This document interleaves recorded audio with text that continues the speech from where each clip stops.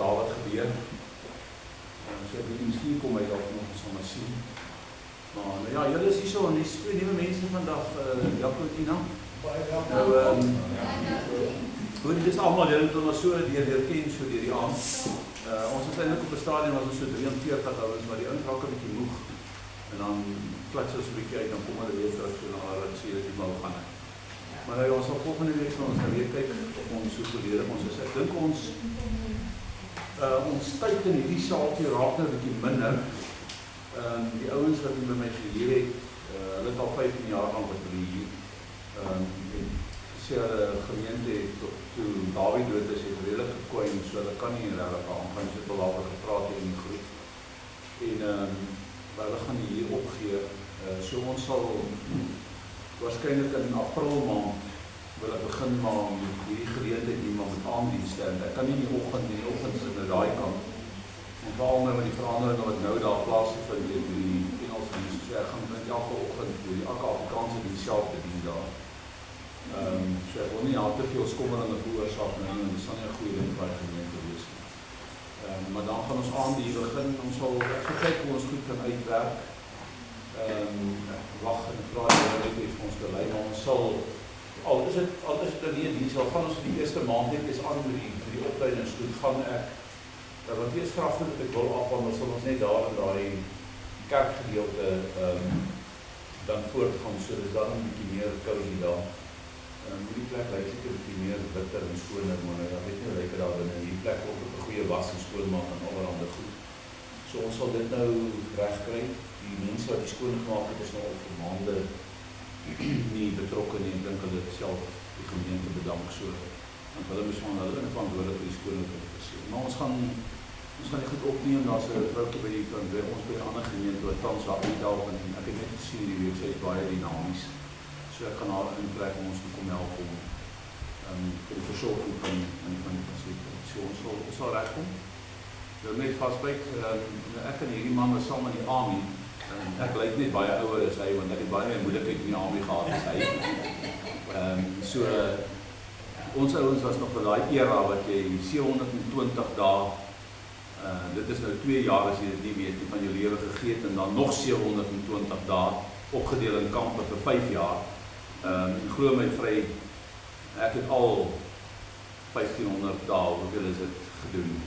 So 15.000, hoeveel is dit ook al 700, maar ook 1500 dae het ek moes dit doen, so van al die goede. So ons het in die army al saam groot geword, hulle het eintlik naby ons gebly ook, toe ons nog op skool was.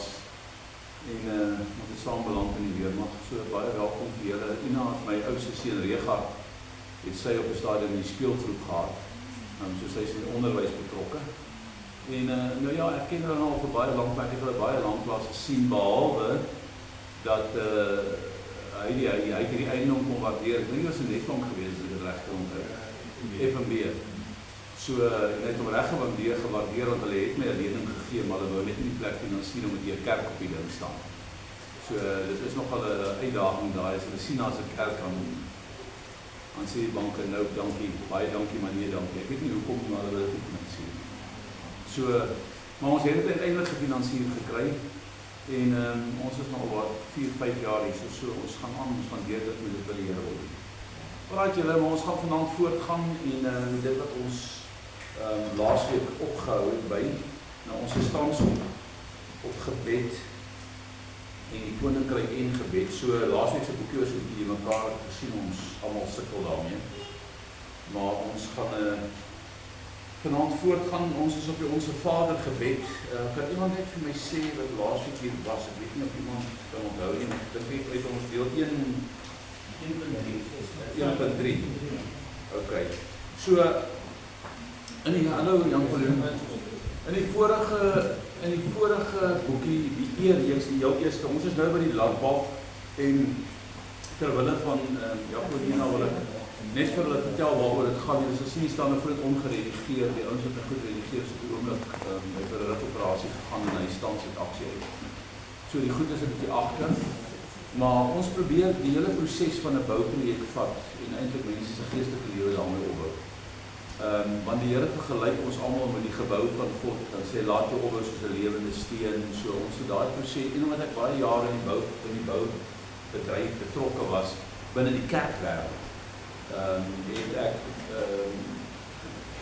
verstaan ek hoe dit werk, en dit het vir my maklik gemaak en sin gemaak om hierdie goeders op daai manier deur te gee. So jy begin met die groot prent, dan gaan jy na die plan toe, en uiteindelik lê die fondasie, en dan begin jy die superstruktuur bou wat jou 6 pilare van Christendom is.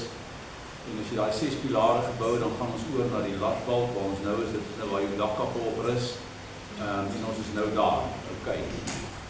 So, by hierdie gedeelte het ek die vorige keer met julle gepraat oor aktiveer God se koninkryk, en die manier om dit te doen is deur die krag van die woord. En dit gaan alles oor saad, tyd en oes. Met ander woorde, die koninkryk word vergelyk met saad, en dan sê die Here, maar hierdie hy sê my koninkryk is soos 'n saaier wat saad in die grond sit, en dan gaan slaap en hy staan op, en hy gaan slaap en hy staan op, en dan een oggend sê hy kom, dan hierdie saad wat hy in die grond gesit het opgekom, dan maak hy stelling en sê hy, hoe weet ons self nie? Want die aarde bring van self vrug voort. So die vrug wat voortgebring word is 'n van selfproses wat binne die saad se vermoë ingeplant is deur die skepende hand van God. En die koninkryk van God werk op dieselfde manier. Dit is hoekom hy in 'n ander plek sê my woord is die saad. Waarmee sal ek dit vergelyk? My woord is die saad, die saaier is daar's 'n saaier wat die saad saai. So God se woord is die saad. So die vorige lesing wat ons hanteer het gegaan oor daai trappe wat ek julle geleer het, die koninkrykstrap, saad, tyd en oes. So voordat jy 'n land wil beplant, moet jy gaan bepaal wat is die saad wat ek wil saai. So as jy nou 'n emosionele probleem het rondom huwelik of wat ook al die geval is, dan gaan kyk jy wat sê die woord oor die huwelik. As jy 'n finansiële probleem het, en ons het die finansiële ding sommer gevat om dit almal albei kan assosieer, en hulle het 'n klomp skriffies gegee. Ek soek nog iemand wat dit kan tik, dit lê agter my, die wat dit vir my gegee het, en baie so klein geskryf, ek moet dit op 'n groot glas vat. So, saad, tyd en oes is, wat wil jy herstel in jou lewe? Wat wil jy bereik in jou lewe? Wat wil jy verander in jou lewe? Dan vat jy die woord en jy gaan ondersoek die woord en jy vra vir die Here vir 'n basisskrif. So as jy in 'n probleem inloop, dan vra jy die Here, Here, gee my net 'n woord. En die oomblik as jy 'n woord het, het jy die saad. Want dan kan dit groei soos 'n mosterdsaad wat uiteindelik so ontwikkel dat die voëls van die hemel daarin kan nes maak. So die potensiaal is binne in die saad, die potensiaal is in die woord. En dan begin jy daai woord spreek, jy begin daai saad plant, jy begin dit vat in gebed, en jy begin dit versorg nadat jy dit geplant het. En eventueel sal dit begin groei, en dan in daardie groeitydperk is dit kritiek, want dan kom die kompetisie van die onkruid en al daai dinge wat daarmee gepaard gaan, en die misleiding van die wêreld, en die duiwelse misleiding, en dan moet jy dit waak en bid daaroor, totdat daardie gewas van jou in die oesstadium ingaan. En julle is die goed met julle praat ek vanuit 'n landboukundige oogpunt, want ek was jare in my lewe in landbou. Ek is 'n gekwalifiseerde landbou. Ek was 13 jaar in landbounavorsing betrokke, so ek het op saadproduksie gewerk. Dit werk presies so. En die koninkryk werk net so. So ek en julle moet dit verstaan vandag. God se woord is saad, plant die saad. En dan, nou dat ons verstaan hoe om die koninkryk te aktiveer, en daai is 'n gebedsaangeleentheid. Saadtyd, die tydgedeelte, die plantgedeelte is 'n gebedsgeleentheid, waar ons dit moet gebruik. Ja, suster, kom in. Ja, ek is baie bly, ons sê nou net, ek wonder waar is julle? As we met besluit het, as we melk, nee, ek het lanklaas, jy weet lanklaas, want die ander mense wat nie so lanklaas gebring het nie, dan moet hulle elke keer gebruik. So, die klomp ouens wat lanklaas gebring het gebruik, maar ons gaan dit werk. Ja, goed en jy. Hallo Johan. Ja man, bly my te sien, hoor ons slaap, ons het nou net begin, jy weet, en ek begin ons gaan altyd die kat agter die bult, jy weet, so, maar ek moet aansluiting vind dat julle kan onthou wat ons gesê het. Voordat julle, so met ander woorde, ons het verlede week begin by die Onse Vader gebed, die krag van gebed. En ek het vir julle 'n opsomming gegee eintlik van Ian Welm se boek wat jare gelede so indruk op my gemaak het, dat ek verstaan het, dat die grootste krag wat ons het, die grootste belofte wat ons het, is die krag van gebed. Maar binne die kerkwêreld is dit die minste waaraan ons aandag gee. Omdat dit die moeilikste, tog die maklikste ding is. Nou, dit is nou klink amper of ek nou teen myself praat hierso. Gebed is die maklikste aksie, maar tog die moeilikste aksie. Om te gaan sê, hoorie, ek gaan vir 'n uur lank bid. Die Here kom by sy disippels en hy's in sy nood van sy lewe en sy bloed raak soos sy sweet verander in bloed en hy's voor die kruisiging en hy sit daar oor sy klip gooi, hy bring sy disippels bymekaar, maar hy vat 3 disippels nog nader na hom toe, dat hy in die hoop dat hierdie klomp wat ek geleer het hoe om te bid sal vir my intree. Maar dis duidelik, hulle verstaan nie, hulle het nie insig in wat gaan gebeur nie. Hulle is nie in verwagting van die kruisiging wat voor lê, by die Pasies wat voor lê nie. Alhoewel hy vir hulle gesê het, hierdie gaan die laaste een wees. Hulle gaan my kruisig. Hulle snap dit nie. Want hulle is verblind in hulle totale menswees aan die skrif. Hulle verstaan nie die ding van die opstanding uit die dode nie. Dit is nog nie vir hulle duidelik, want niemand het tog ooit uit die dood opgestaan nie. So moenie hulle blameer nie, julle. Ons is op daar. Ons is baie keer verblind en net op gebed is ons verblind oor die krag van gebed. Want as ons besef, hoorie, doen eerder minder en bid meer. Nou, daarom wil ek vir jou reguit sê, jy kan nie net bid oor 'n ding en verwag God moet alles doen nie, want dis nie die waarheid nie. Daar's baie dinge wat jy reg bid, maar daar's dinge wat jy reg maak. Maar dit verongeluk nie die krag van gebed nie. Gebed moet die basis vorm van alles wat jy wil doen. So ek moet julle leer hoe die Here dan uiteindelik wil hê ons moet bid in 'n sinvolle manier. En Jesus kom by hulle en dan slaap hulle elke keer. Hy sê vir hulle, hoorie, kan julle nie eens 1 uur met my waak nie? Terwyl hy in 'n absolute nood is. En dan gaan hy 3 keer terug. Tweede keer gaan hy weer terug en hoe kry hulle, wat doen hulle toe? Hulle slaap, hulle is moeg. Die vlees trek hulle af. Julle, kom ons wees eerlik, want hierdie body wil nie saamwerk wanneer jy moet bid nie. Die oomblik wanneer jy wil bid, dan raak jy vaak, jy raak moeg. Ag, jou telefoon jy hoor so my telefoon lui hy nie. Jou huis se dak kraak. Jou knie raak seer op die mat. Jou ellebone voel, hoekom is hierdie ding so hard vandag? Al hierdie goed gebeur met jou. Hoekom? Want die duiwel wil nie hê jy moet bid nie. Julle, want die vlees begeer teen die gees en die gees teen die vlees. Die twee staan in stryd met mekaar, sê Paulus. So gebed is jou grootste krag. Tog is dit die ding wat ons die minste aan aandag gee. Hoekom? Want ons is verswelg deur die sorge van die lewe. Jy moet oorleef, jy moet water en ligte betaal en alles is duur. En ons weet die gejaag van die lewe, julle. Dis elke liewe dag 'n gejaag om te oorleef. Nou waar moet ek nou nog plek kry en tyd maak en as jy nog kinders op skool het, ag Here, ek kry hierdie jong mense jammer dat kinders so. Nou ek het nog self my dogter se matriek en ek het 'n ander pleegkind hier by ons. Sy's nou graad 8. Ek wens sy was nou in graad 11. Dat ek net 'n vooruitsig gaan hê oor die is onverklaar. Hulle hou vir jou nie gang hoor. Hulle hou vir jou besig en ek dink as jy nou kleinkinders het, ek weet nie wie van julle kleinkinders. Okay, daar sit nou eens, okay, jy het nou die kleintjie hierdie en jy hou vir jou besig, né? Hulle hou vir jou nie gang. Dis net Jan verloor wat jy 'n probleem het nie, want ek weet hy het nou 'n dogter, maar hy kind is so slim, sy gaan net aan, jy weet, so sy sukkel niks. Julle, dis 'n gereiery. Dis 'n absolute gereiery. Die afgelope maand, my vrou, dan kom sy 11:30 van die aande van die atletiek af by die huis. Dan sê ek vir jou nou, julle, dis naag. Carla, ek weet jy beleef dit seker glad nie. Want jy werk vir F&B of wie werk jy nou weer? So hulle betaal jou seker dan weet om 'n groot hulp te kry met 'n of ander bus om die kinders te vervoer.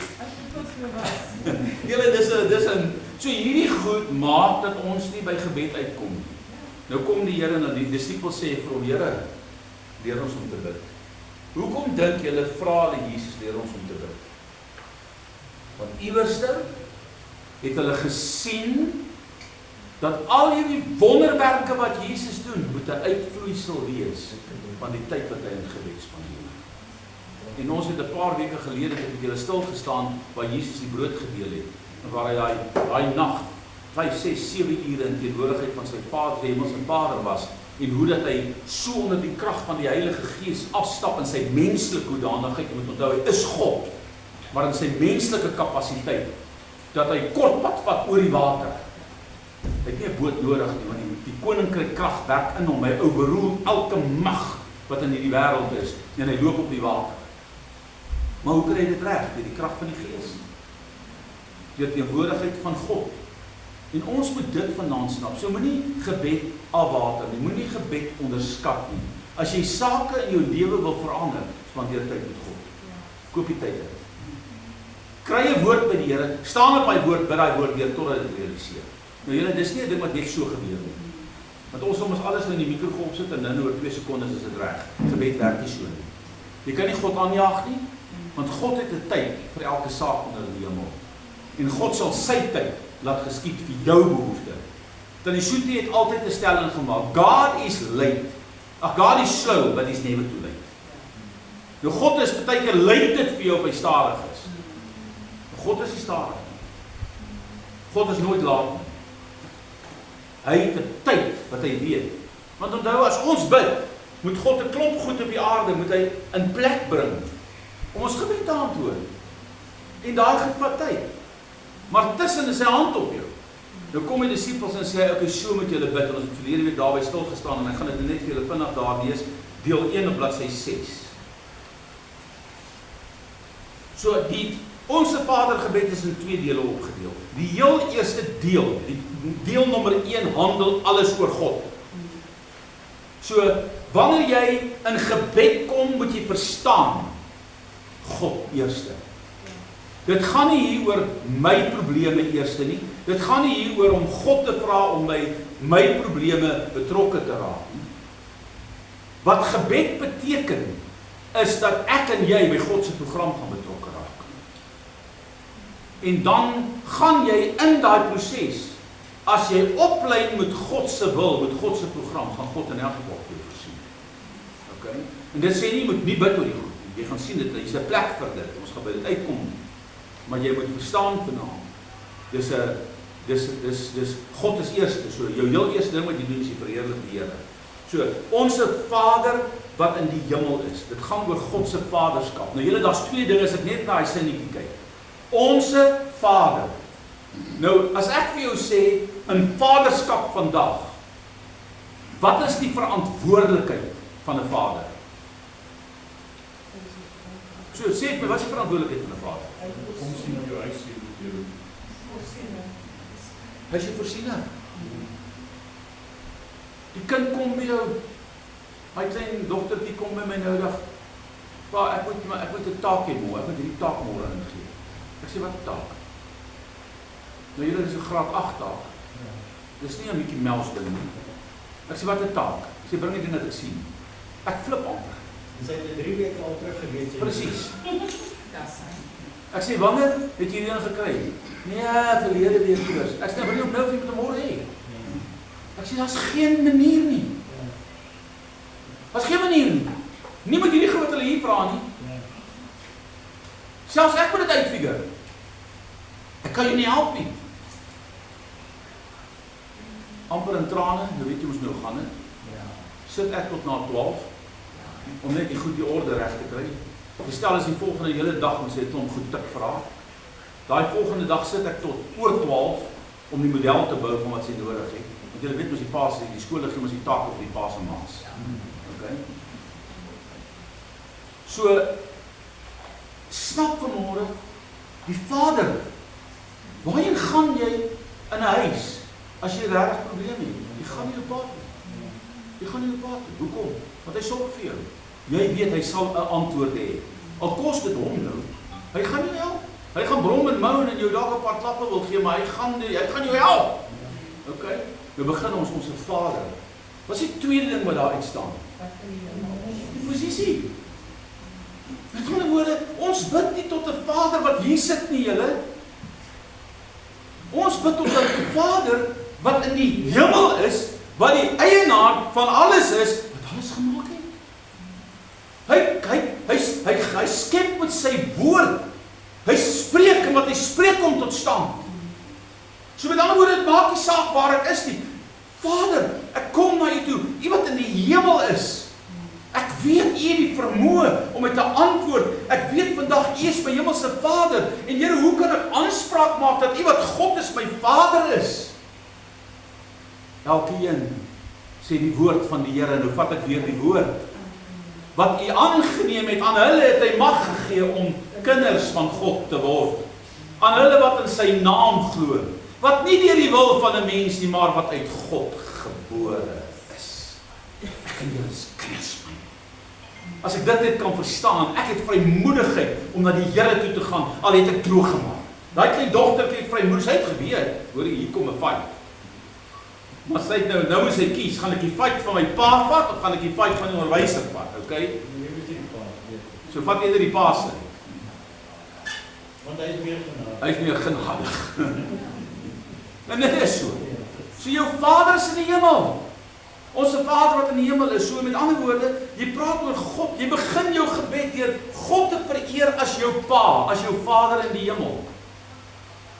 Julle, ek kry baie keer 'n kleintjie dood wanneer ek hoor hoe mense baie keer praat oor God. En dis nou nie, mense kan bid soos jy wil, maar Papa God en daai goed. Ek verstaan uit hulle harte hoe dit is, maar weet jy, Vader is 'n baie sterker woord as Papa. Hy is my Vader. Hy het my gemaak, ek is uit hom. Ek is gewederbaar deur sy Gees, hy leef in my. So ons moet by daai punt kom wat ek verstaan, as ek na hom toe gaan ek om hom te eer as die een wat oor alles is, wat bo alles is, wat voor alles is, wat alles weet, wat enige ding kan doen. Maak nie saak hoe groot my behoefte is nie. Weer kyk terug na ons klomp wat hier sit, en ek het gaan kyk, ons het verlede jaar in April maand begin met hierdie groep, en ek dink ons was 32 toe ons begin het. Dus op 'n stadium was ons by die 40. Ek dink by die afsluiting verlede jaar was ons in die 40, daar was 43 mense hier, wat by die skaapbraai na toe gekom het. En ek kyk na God se voorkennis. My Vader het geweet, hierdie mense, my Vader het geweet, ons gaan daai kerk draai na Engelse dienste toe. My Vader het geweet, dat die omgewing daar het so verander, dat goed daar moet verander. En my Vader het geweet, Henry, dis nie jou plek daai nie. Maar ek moet goed aan die gang kry. Binne die konteks van wat daar aangaan, want ek gaan nie die Engelse dienste kan bedien nie, dis ek nie. Ek is 'n Afrikaner vir dit. Ek het 'n hart vir dit, ek sal dit bestuur, ek sal dit manage, maar dis nie ek nie. Okay, want ek weet nie hoekom nie, toe ek gebore is, het die Here my, ek dink die tou was redelik lank, van hier af tot in Kaappunt, en dis 1425 kilos, en toe sit hy my daar op Kaappunt, heel laaste, en hy deel Engels uit, en toe hy daar kom, dus dit nie met Engels vir my uit.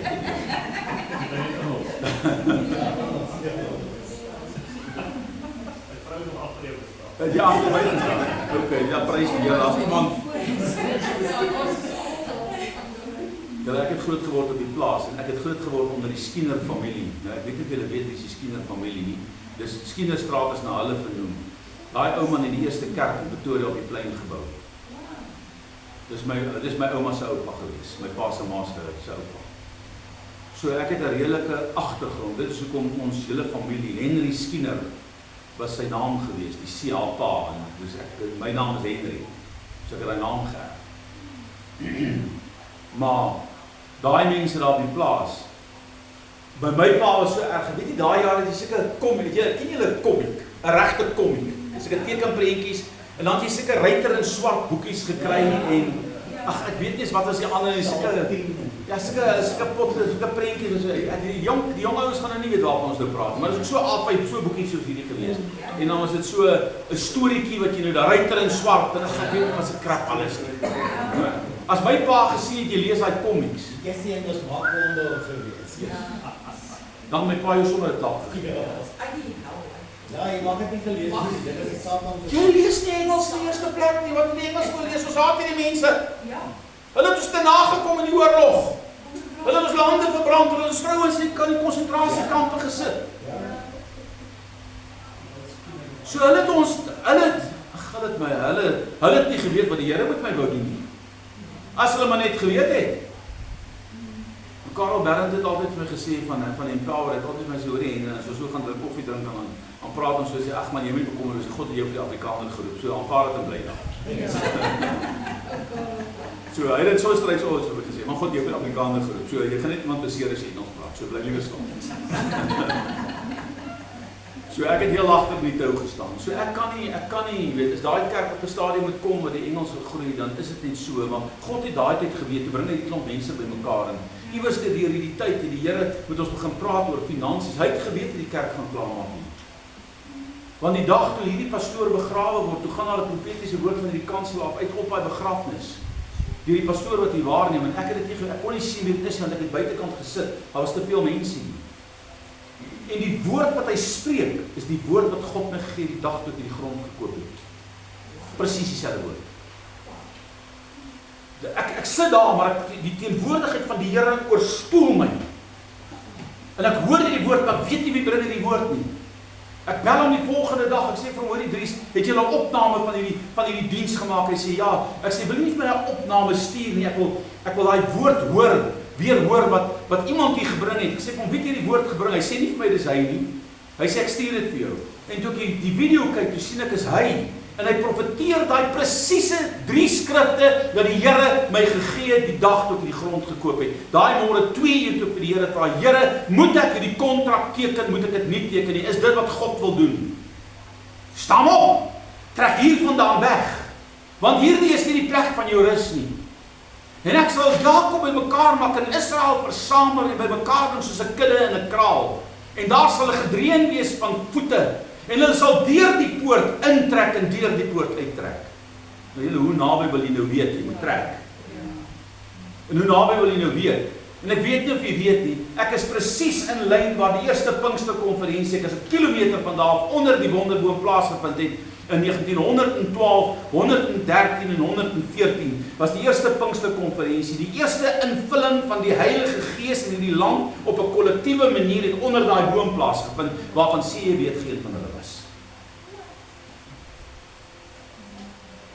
En hier sit God my in hierdie poort. Hoekom? Want vir 10 jaar in my lewe het ek gebid vir herlewing en dis wat ek heeltyd vir julle sê. Ek is jammer vir julle. Hierdie is nie 'n gemeente wat 'n gemeente gaan wees nie. Ons ondertoon, ons gaan terugkeer na gebed toe vir herlewing. En as ek hier klaar is, gaan ek julle 'n paar video's wys met betrekking tot die krag van gebed wat 'n land kan verander. Hierdie land is nie oorgegee aan die hel nie. Hierdie land is nie oorgegee aan die vyand nie. God gaan hierdie land red. Ek het my kind se naam genoem. Op Psalm 126. Toe God, hy sê, toe die Here die lot van Sion verander het, was ons soos die wat droom. Oujaarsnag 2008, toe gee die Here vir my daai woord om te preek op hy oujaarsdiens. En hy sê vir my, jy sal jou kind Sion neem. En elke keer as jy haar roep, sal ek jou herinner dat ek hierdie land in herlewing wil bring. Die predikante in die proses gekelder. Uit afguns, jaloesie, weet nie wat dit was nie, die Satan het dit gebruik. 3 jaar het ons by die forum gebid, elke woensdagmôre. Het ek 5 uur daar ingeklok, onder by die blou dak ding wat so verwoes staan, die gras het so hoog om my ding gestaan. Totdat die sataniste letterlik teen my opgetree het. Daai een oggend toe ek daar kom, toe voel ek my hare staan reg op die spout. En die gras is lank, ek kan niks om my sien, behalwe dit wat in daai gebou is en dit is ek voel daar's niemand anders daag op nie. Ek is daai oggend alleen. Dat ek naderhand my rug teen een van die pilare gaan staan, want ek is bang ek kom ou van agter af deur daai gras en hy val my aan en ek weet iets is fout en ek staan teen daai volle uur, daai volle tyd bid ek daar totdat die son begin opkom. En toe die son begin opkom, toe sien ek die sataniste met 'n klomp hoenders geslag en binne in daai fontein neergelê onderste bo met die skelpers bo op hulle. En toe by my kerk kom, toe hulle letterlik die bloed in my kerk se mure gaan spat en dit uitgestort. God wil hierdie land red. Hy is nie klaar met Suid-Afrika nie. Ek sê hulle vandag is nie klaar met die land nie. Amen. Dis 'n remnant wat oorgebly het in hierdie land.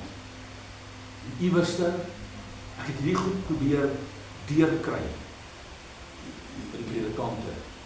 Hulle sê, hoorie, kom ons, hulle kom by mekaar, dan sit koffie en tee en lekker koekies.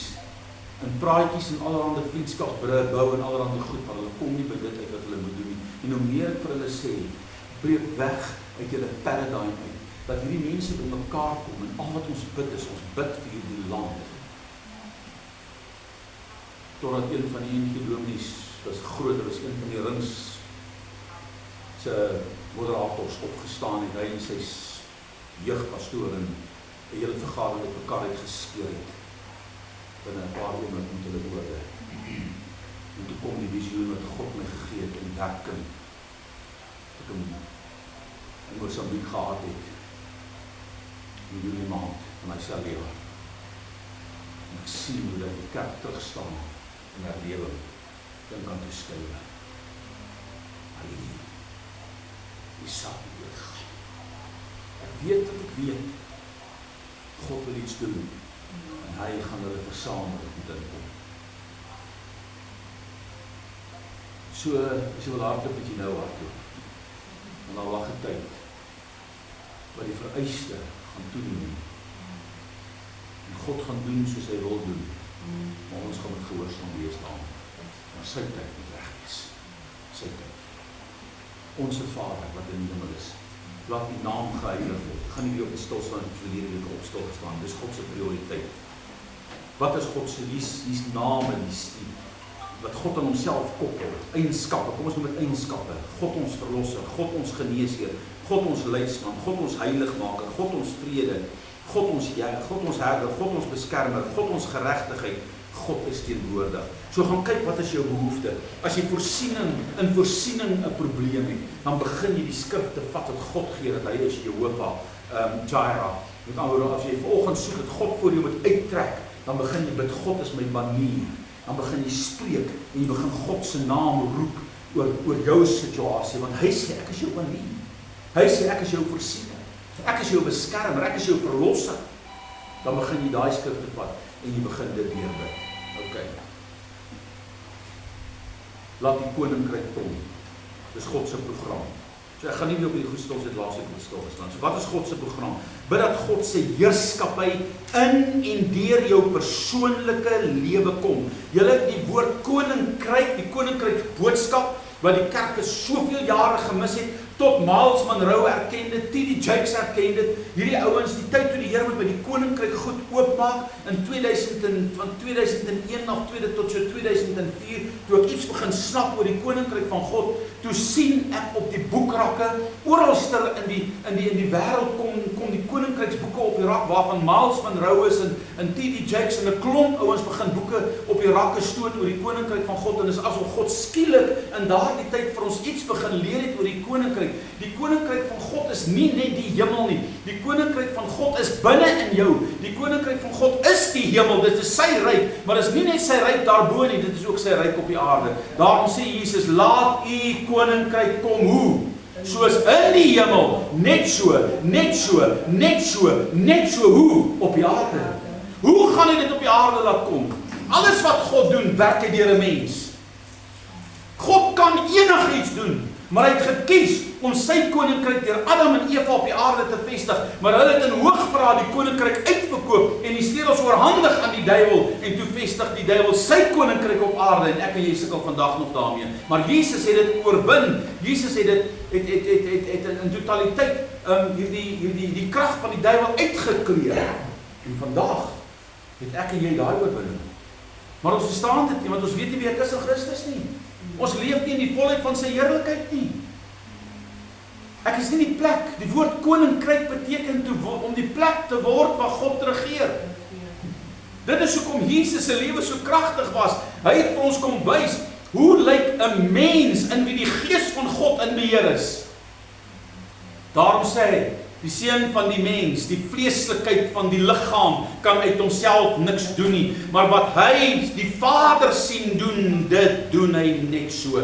Hoe praat hy? Jy sien, jy moet verstaan vanmôre, of vanaand, God se gees is dieselfde gees wat in Christus is die gees wat in my en jou is. Dis die gees van God wat in God is, wie God is, want sy gees het op die aarde gesweef. Dis daai gees. Nou kom woon hy in ons. Hy was in Christus, die mens Christus. Maar hierdie mens is ook in sy volheid God. Moenie laat Islam met hulle twak en hulle stories by jou kom nie. Ek wil vir jou sê, daar die Christus, want hulle kom ons met hierdie argumente, en ek het dit verlede week weer gesien, want hy is so arrogant, dat hy jong mense wat hy voer op debat met hulle en dan quoteer hulle in die begin was die woord en die woord was by God en die woord was God en dan stop hy hulle net daar dan sê hy man jy ken nie eens waar dit staan nie. Ek sê vir jou nou staan in Johannes 1 vers 1 dan gaan hy daaraan dan krak hy daai mense af en hy verneder hulle en die gees van God, jy kan sommer sien as geen gees en liefde by hom nie, geen. Dan sê hy daai is Johannes se woorde. Dis nie Jesus se woorde nie. Wys my waar Jesus gesê het ek is God. Dis hulle hele argument. So as jy met 'n moslim gaan sit, moenie vir hom sê wat sê Johannes, wat sê Petrus, wat sê Paulus nie, want hy gaan dadelik hy argument volg. Dis hulle wat dit sê, dis nie Jesus nie. Gaan vat die King James en die rooi letters en dan kyk jy wat Jesus sê ek is God. Jesus sê vir Filippus, ek en die Vader is een. In sy eie woorde. As jy my gesien het, Filippus, het jy die Vader gesien? Hoe vra jy, toon ons die Vader, en dit is vir ons genoeg. Is ek dan nie so lank al by julle, en het jy my dan nie gesien? So wees voorbereid, ons beweeg in die era van die moslim aanval tot op die eindtyd, want dis die antichrist. Wees baie duidelik verseker daarvan, julle gaan sien, daar gaan 'n kragtige toename wees in Islam oor die volgende jare. Hoekom? Want hulle moet die wêreld regeer. En ongelukkig AI is die voorloper van al die goed. So moet nou nie AI die toonbank uitgooi, by die venster uitgooi nie. Maar pas op, wees versigtig. Want die ding gaan jou uiteindelik gaan ons in wil sluk. Okay. So God se prioriteit is sy koninkryk. Laat sy koninkryk kom. Dit is sy program. Laat u wil geskied. Dis God se plan. Wat is God se plan in my en jou lewe as ek dit lees? Laat u wil geskied. Kom ek vra vir Johan. Johannes, God sê ek wil my wil in jou lewe geskied. Wat is sy wil? Ja, laat u wil geskied, wat het sê. U wil door my wil. Almal van ons. En julle, is dit nie so dat dit partykeer moeilik is om God se wil te volg? Hoekom? Want jy moet eers plek hoor, jy moet leen. Dis kom daai oggend en ek keer nou weer terug daai oggend toe om hierdie grond moes koop. Ek het geweet daar's geen manier dat ek dit kan koop nie. Daar is nie 'n manier nie. Ek het nie die kapitaal gehad om dit te doen. Maar toe die Here vir my sê, doen dit, staan op. Het ek gehoor.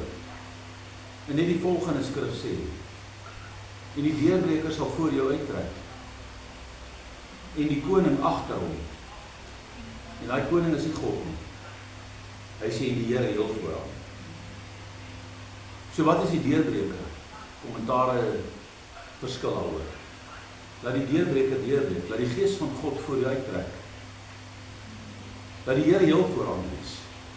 God gaan 'n deurbraak gee, 'n Peres oomblik. Eendag moet julle eintlik die stilstaan op Tamar. Dis 'n kragtige boodskap in daai gedeelte in die woord van die Here. Dis amper 'n obskure gedeelte, mense wil dit amper nie lees nie, want dit maak jou onbenaam.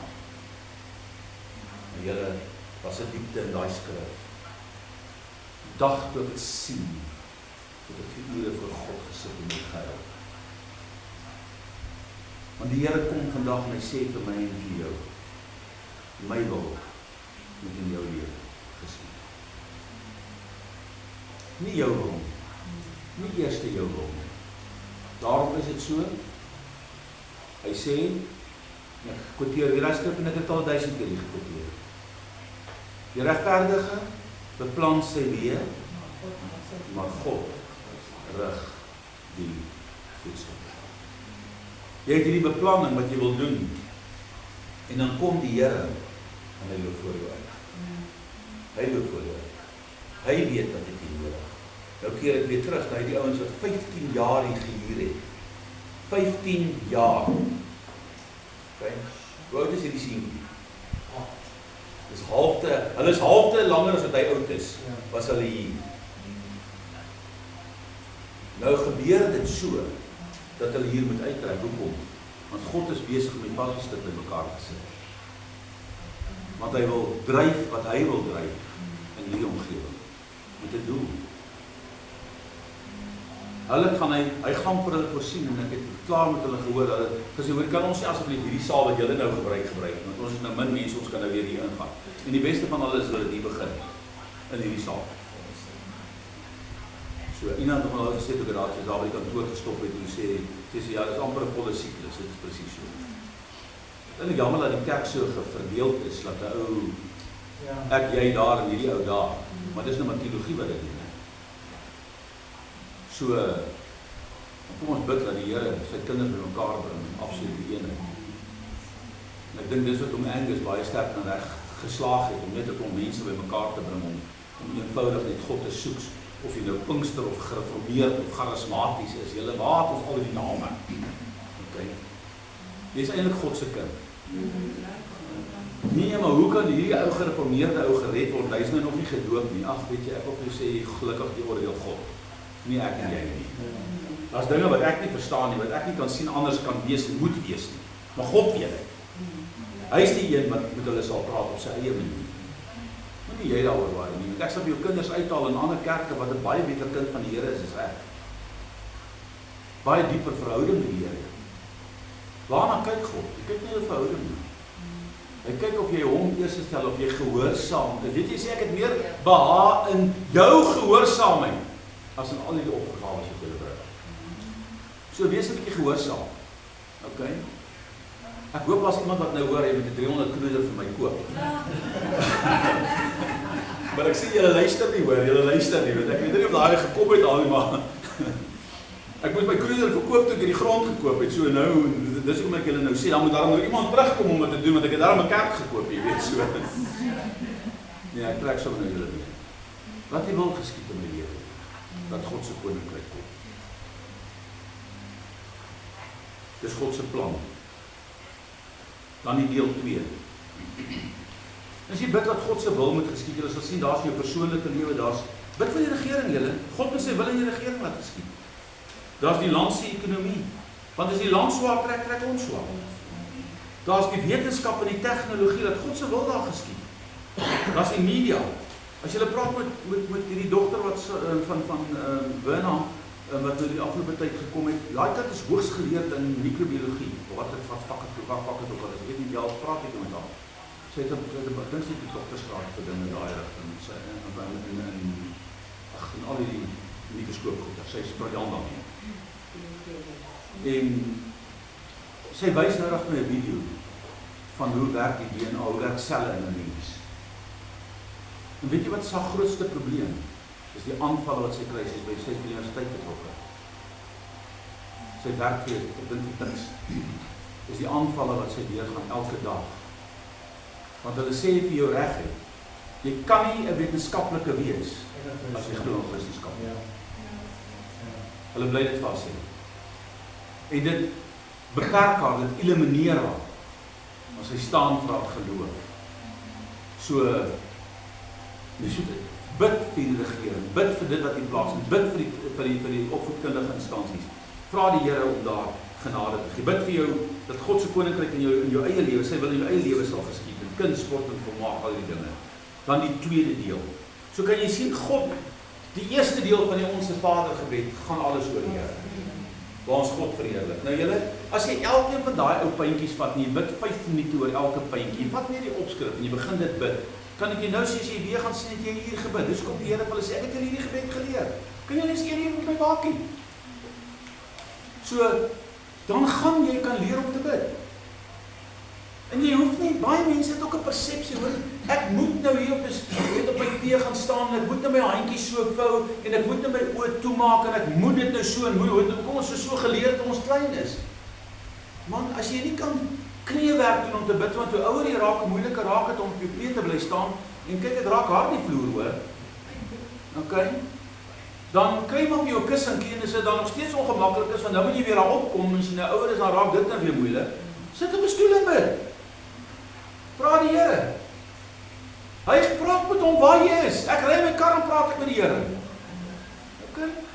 So gebed is nie net 'n formele aangeleentheid nie. Daar waar jy gaan sit, kry vir jou 'n koppie koffie, gaan sit by jou stoel op 'n stil plek waar jy en die Here elke dag kan ontmoet en waar niemand jou pla nie, en veral nie jou vrou nie. So gaan op 'n plek waar dit rustig kan wees, okay? En bid. Praat met die Here, gebruik hierdie raamwerk. Vat hierdie boekie en sê, okay Here, wat gaan ek nou doen? Ek gaan dit nou so doen. Dan lees jy dit daar en dan bid jy daar, maak jy oop en lees jy en bid jy daaroor, en maak jy oop en lees jy en bid jy daaroor. God gaan my gebed antwoord. God is nie beperk tot 'n stelsel nie, julle. God soek 'n opregte hart. Hy soek net 'n opregte hart. Maar nou kom die Here en hy sê, hoorie, ek gaan nou 'n bietjie aan julle opdink. Dis die tweede deel van hierdie gebed. Die tweede deel gaan oor my en jou behoeftes. Want ons het behoeftes. Ons kan maak wat ons wil. Gee ons vandag ons daaglikse brood. Wat was die heel eerste versoeking wat die duiwel Jesus opvat? Verander hierdie, maak van hierdie klippe brood. Na 40 dae se vas en gebed. Julle, ek dink daai brode begin, daai klippe begin lyk soos brode, want seker 100 plat wit klippe, ek was daar gewees, ek het hulle gesien in daai woestyn. Dit lyk genuen soos brode. Plat seker wat 'n ronde klippe. Dat hierdie klippe brode word. As jy die seun van God is, sê vir hierdie klippe om brode te word, want jy doen mos wonderwerk. Want God kan mos enigiets doen. So as jy sê wie jy is, doen dit. Dan antwoord die Here om hoe? Daar staan dis jou wapen. Okay. Nou kom die Here en sê, gee ons vandag. Wanneer? Vandag. Ons daaglikse brood. Jy sien, ons het so gewoond geraak om oorvloed te hê. Want jy koop jou kruideniers vir 'n maand vooruit. In hierdie jare was dit nie altyd so nie. So jy moes elke dag God vertrou, en ek dink dit is hoekom die ou boerenasie, boerevolkmense baie sterk in hulle geloof was, want hulle het elke liewe dag van hulle lewe deurgegaan waar hulle God moes vertrou om vir hulle te onderneem. Julle, dit is baie maklik as ons een hele bankrekening vol geld het en jy het nie 'n behoefte nie. Maar vir mense wat 'n behoefte het, om 'n brood te kry, om sy kar reg te kry. Sê nie? Ja. Dit is so. Hy kry daai ding kry hulle nie reg nie, en as jy net verstaan, want onthou, as jy net R100 het, is dit baie moeilik om R10 weg te gee. Maar as jy R10.000 het, is dit redelik maklik om R1.000 weg te gee. Okay? Maar die principe is presies dieselfde. So R110 op 100 of R1.000 op 10.000 is dieselfde beginsel. Okay? En ek weet dit is zwaar wat Morney nou die dag gesê het op die 10de. Daai was 'n baie waar woord. Dit is moeilik om weg te gee as jy nie het nie. Maar dit is baie moeilik om 'n groot som weg te gee as jy baie het. Okay? Want jy dink in jou hart, wat kon ek daarmee alles doen? En die duiwel eintlik oorklee jou daarmee. Nou kom die Here en sê, gee ons vandag ons daaglikse brood. Waaroor gaan dit? Dit gaan oor God se voorsiening vir my en jou lewe. Bid dat God in jou persoonlike behoeftes sal voorsien. Bid dat God jou gesin en familie se behoeftes sal voorsien. Julle, baie keer dan sien ek op die hoeke van die straat as mense so ry, en dit gebeur nou nie baie gereeld nie, maar mense sien dit baie keer. Veral as daar dan sien jy byvoorbeeld 'n jong seun of 'n jong dogter, dan het hulle 'n plakkaatjie of 'n ding in hulle hand, dan sê hulle, ek gaan op 'n rugby toe. Dan staan hulle op die hoeke van die strate en dan het hulle nou finansies nodig om my toer te betaal, want dit is waarskynlik R3.000 of R5.000 wat daai ma of pa nie kan, en ma en pa nie kan bekostig, of dalk 'n enkel ouer nie kan bekostig nie, maar hierdie kind wil gaan. So wat moet hy doen? Die kinders besef nie hoe bevoorreg is hulle baie keer om ouers te hê wat vir hulle alles doen. Daar is kinders, hulle kry nie 'n kar as hulle in matriek is nie, of as hulle 18 word nie. Daar is kinders wat nie al die funksies en goed kan bywoon wat al die ander kinders by. En as ek kyk wat die skole kos julle, nou vra hulle R5 dan kan jy nou privaat klere aantrek op een of ander stoepe dag. Nou wat is R5 nou, dis min. Maar kom ek sê vir jou, vir my bediende, 2 kinders op skool, R10 wat sy moet uithaal, sy het nie daai R10 nie, so hoe moet daai kind skool toe gaan? As iemand hom nou nie help nie. Hy gaan met skoolklere. Nou kom hy tussen die ander klomp kinders, almal is nou hulle mooiste klere aan, almal lyk nou te oukei en almal lyk te mooi, en hy is daar, hoekom so skiepie, want my ma en pa het nie die geld om my hier te finansier nie. Dit is 'n vernederende toestand. Ek weet nie of die skole dit nie kan besef nie. Ek meen, elke persoon weet mos wie is in sy klas. Daar by ons, vir die kerk. As ek 'n funksie daar reël, ons hou braaivleise, ons braai skape, ons hou allerhande funksie, ons doen baie keer mos sulke sosiale goed. Dan voor daai funksie, ek weet wie's in daai kerk wat dit nie kan bekostig is. Dan sê ek vir Christa, jy gaan koop 20, 25 pakkies vleis ekstra en jy gee vir daai mense, julle sorg dat julle hier is, ons sponsor julle. Hoekom? Ek wil nie verneder nie. Want almal is nie by daai posisie wat hy verstaan, want almal is nie gelyktydig tot dieselfde mate geseën nie. En dis een van die probleme wat Johan sê, as hulle net kan verstaan, en ek het 'n lat hier tot die Here gelei, kyk, daai ouetjie was vol van die dwelms. En hy's vandag is hy die faktotum daar by my by die kerk, hy is aan die go. Hy het hier gate gegrou, in hierdie turf, dan sit hy onder, dan sien ek net kom hierdie rookwal aan die uit. En dan reën dit, en dan as die water, dan moet hulle weer voorbegin, want alles val toe. Uiteindelik kom hy tot bekering. En eventueel begin hy agterkom hoe werk die lewe, want hy kom uit omstandighede uit waar sy oupa hom groot gemaak het, en allerhande goed in sy lewe met hom gebeur het, toe hy 'n jong seun was, en dit was chaos. En dan sien jy, as ek Martin vir daai dag betaal, ek het hom altyd meer betaal wat ek moet. Dan sien ek die volgende dag, as ek hom R500 gegee het, dan sê Christus vir my, hoor jy so Chris, ek kyk nooit na daai goed nie, want sy sê vir my, ek sien Martin die R50 inbetaal. 10. Dan volgende week dan kry hy R200, R300 by iemand wat ek goue karse remme gaan doen, dan betaal hy R20, R30 in. So het hy geleer. En so het God hom opgelig. En weet jy wat gebeur nou, as daar iemand daar inkom en een of ander dwelmprobleem het, of 'n afhanklikheidsprobleem het, hulle kry hom gewoonlik voor hulle my kry. Teen die tyd dat hulle by my kom, het hy al lankal vir hulle hierse berading gegee. Kyk, hy dink hy weet alles, hy weet nie alles nie, maar hy dink hy weet alles. Maar dis ook ok. Maar hy is die beste kandidaat. Dis ook ok, ja. Want hy weet waar jy raai. Dit verseker. Hy weet. Hierdie klomp ouens wat so sukkel, maar ons het nou weer 'n ouetjie, hy's nou net in die tronk uit weer. Wie is die eerste ou wat hy bel? Hy's te bang om my te bel. Want hy weet by my gaan hy raas kry. Gaan hom nooit verwerk nie, dit weet hy ook. Maar hy weet hy gaan raas kry. Want hy weer nonsens aangejaag. Hy bel voordat enigiemand nog weet ek het al, want hy het gebel, hy het vir Martin gebel. Want hy weet Martin gaan hom nooit verwerk nie. Martin gaan nie vir hom 'n preek afsteek nie. Martin gaan hom net aanvaar. En vir hom sê, hoor jy maak droog met jou lewe uit so. So kan jy sien ons daaglikse brood, die Here sê ek wil vir jou sorg, ek wil vir jou onderneem. Ek wil sorg dat jy nie tekort het nie.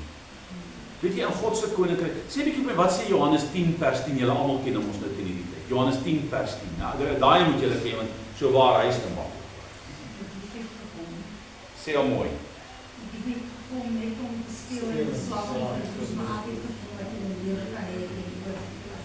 Die dief kom net om te steel, kyk die tens, die dief kom net om te steel, te verwoes en te slag. Kom maar. Ek het gekom dat julle nommer 1 lewe, die ewige lewe kan hê. En oorvloed. Nou julle, het jy oorvloed in die ewige lewe nodig? Of het jy oorvloed as jy in die ewige lewe ingaan? Ek antwoord met daai vraag. Het jy oorvloed? En en die ewige lewe nodig? Of het jy oorvloed as jy die ewige lewe besit? Want in die hemel is alles. Laat die koninkryk kom soos in die hemel, net so op die aarde. Nou wil ek jou 'n vraag vra. Jesus sê, so moet jy bid, laat die koninkryk kom, laat die wil geskied, soos in die hemel, net so ook op die aarde. Is daar armoede in die hemel? Is daar krankhede in die hemel? Is daar emosionele pyn in die hemel? So hoe moet dit op die aarde lyk? Dieselfde. En dis wat Jesus kom herstel het.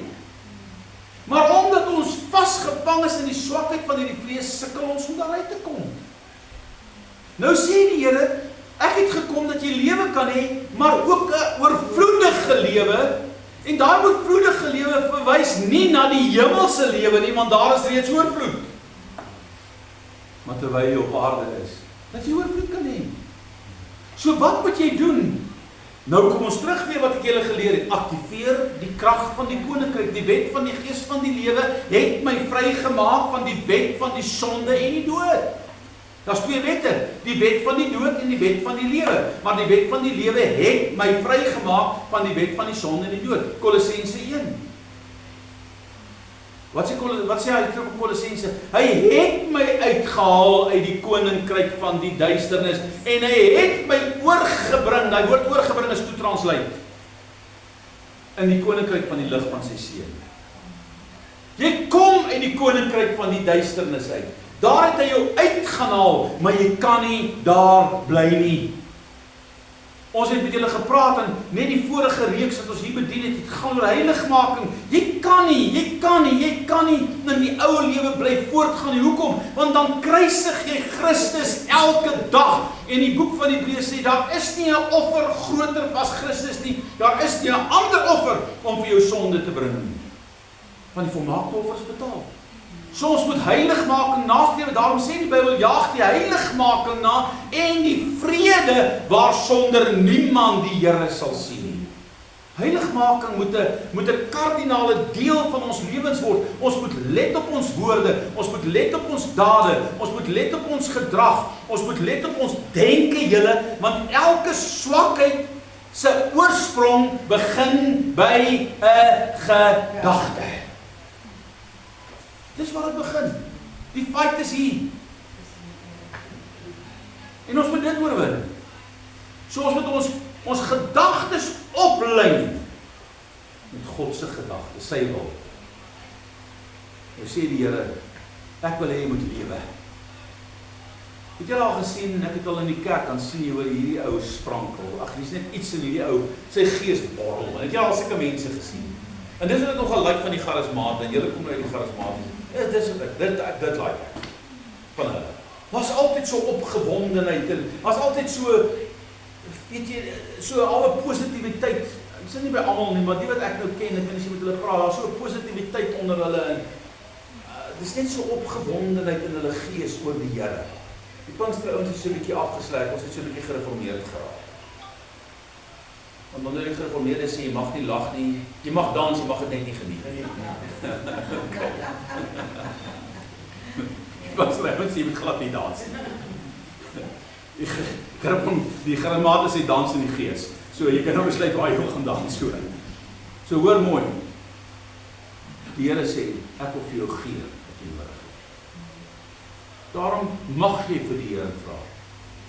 Hy sê op 'n ander plek, maak jou behoeftes aan die Here bekend. Hoe? Wat is jou behoefte? Ag Here, ek kort 'n nuwe kar.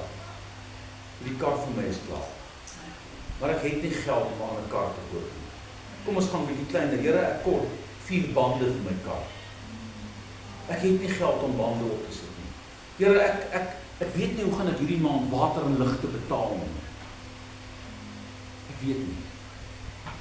Jy maak 'n behoefte aan die Here. Want God wil nie hê jy moet bekommerd wees daaroor nie. Plaas jou bekommernis op die Here. Wat hy sê, want ek sorg vir julle. Hoe weet ek dit? Wat is die heel eerste een van die Onse Vader? Onse Vader wat in die hemel is. Vertrou op jou God wat in die hemel is. Maak jou behoeftes bekend aan jou Vader wat in die hemel is. Praat met jou hemelse Vader oor wat jy nodig het. Sê vir die Here. Moenie bang wees om vir God te vra nie. En weet jy, baie keer dan dink mense, maar ek kan nie vir die Here hierdie ding vra nie. Dis daarom nou te groot ding.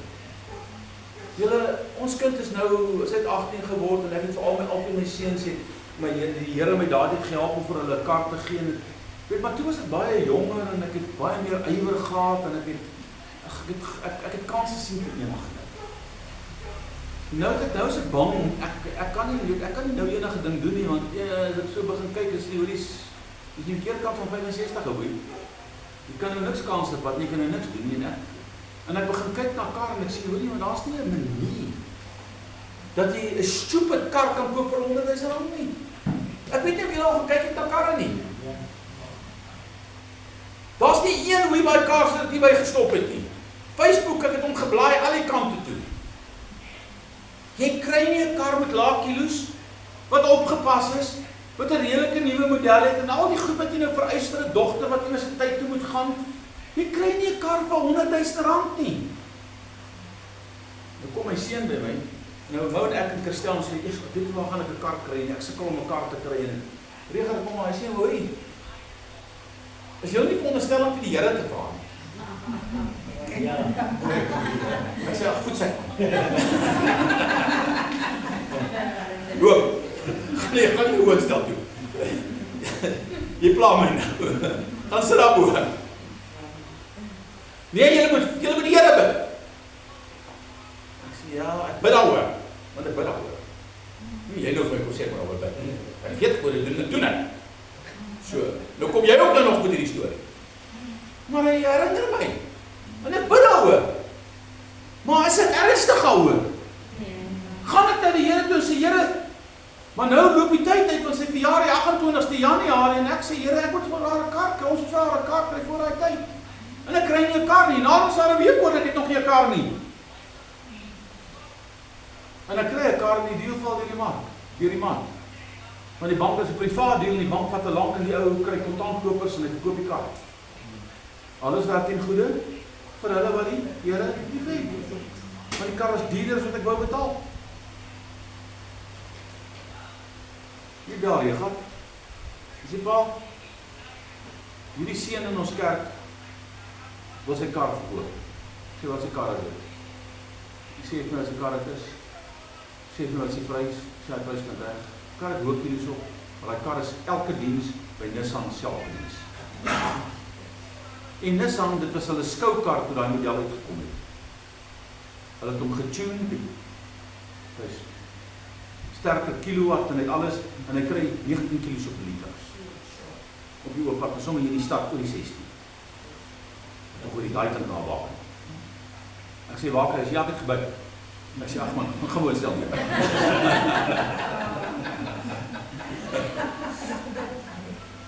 Ek sê, stuur jou. En die oukie kom wys met die kar. My dokter, ek het die kar moet gefinansier word en ek wel inhou. Dit deel vir my alles. Die dag toe my kind verjaar, kon ons haar kar vastgeloop. Is God nie getrou nie. Amen. Maar ek en my vrou klap 'n paniek om, man. Toe daar 'n paar dae oor is, ek sê na hom vir hoor die man sê, man, wat waar julle soos die kar, is dan nie 'n kar is, dan sien nou 'n kar om te wag. Ek sê, Boeta, jy het jou kar gekry die dag toe jy verjaar het. Nou wil jy dit vir jou sussie sê? Ja. Sê, dis onregverdig. Jy mag nie onregverdig wees nie. Maak jou behoefte aan die Here bekend. Maak nie saak wat dit is. Jy vra die Here, bid dat God jou persoonlike behoeftes sal voorsien, bid dat God jou gesin en jou familie se behoeftes sal voorsien. Want jy weet, my seun toe hulle wil trou, toe is dit moeilik, en toe hulle gaan kyk wat kos dit om te trou, ek weet nie, ek sê, jy moet na die som probeer maak nie. Dis nag. Dit lyk of dit die antwoord is. Dit hulle alle opsies, hier op die plot, daar en daar en daar en daar, en op 'n stadium toe kom hulle by en sê, hoor, ons gaan nie trou, jy moet uitstel. Ons kan dit nie maak, ons kan nie die geld, want dit is ongelukkig so dat hulle het nie die kapitaal om dit te doen nie, en ek weet ons praat van baie geld. En ek sê, daar's nie 'n manier dat hulle die trou uitstel. Nou gaan ek van die Here vra, ek gaan pas op by daaroor. en hulle vas en bid al 5 dae. En hulle begin God vertrou, hulle begin die wen jou boek. En hulle begin net goed doen. Sit jou voet op die water. En skielik bel een van Marnus se krediteure, wat jy ook al noem hom, wat hom vir baie jare, 3 jaar, al 'n klomp geld, ek praat van oor 100.000 rand skuld. Hy het al opgehou om jou aan te skryf. Of om met 'n reminder te stuur en te sê, ag, ek gaan nie my geld afgeskryf.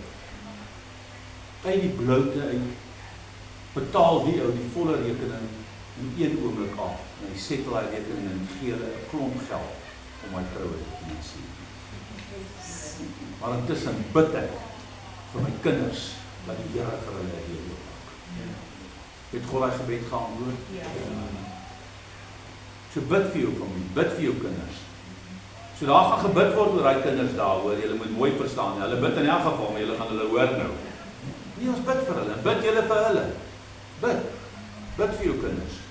Een keer in my lewe het ek gebid, Here, help my dat my kinders nie my slegte gewoontes aanleer nie, maar help hulle dat hulle die goeie gewoontes sal leer, en dit wat U wil hê, nie die goed U nie behaag nie. Maar nou sien ek baie keer van die negatiewe goed kom ek voor, en ek weet nie wat ek daar verkeerd gebid, maar ek het. Hy sê, en vergeef hulle, en vergeef ons skulde. Wat is die volgende woord? Wat beteken soos ons? Okay, wat sê daai skrif? As jy nie vergewe nie, hoe was? Jy kan nie speel. Ek dink ons moet 'n bietjie deur 70/7 opwerk. Vader, julle weet, vergifnis is die enigste element in die Onse Vader gebed wat herhaal word. Geen ander rede, net vergifnis. Daar's 'n naskrif, en jy lees dit ook nie by Matteus, jy sien dit in Lukas op een van daai gedeeltes. By die Onse Vader. Wat die Here Jesus het weer sê. Vader, vergewe ons sonde, ons skulde, net soos ek vergewe. Nou wat beteken die woordjie net so? Vergewe my net soos ek vergewe. Ek nie van vergewe nie sal hy nie. Selfde mate. Dieselfde mate. Wat is dat? Hoekom?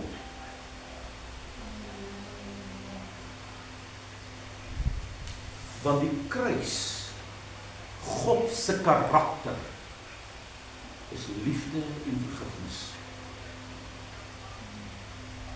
Hoe kan ek en jy die vergifnis wat Christus op die kruis gee aanneem, maar ek is nie bereid om iemand anders wat teenoor my gesondig het te vergewe.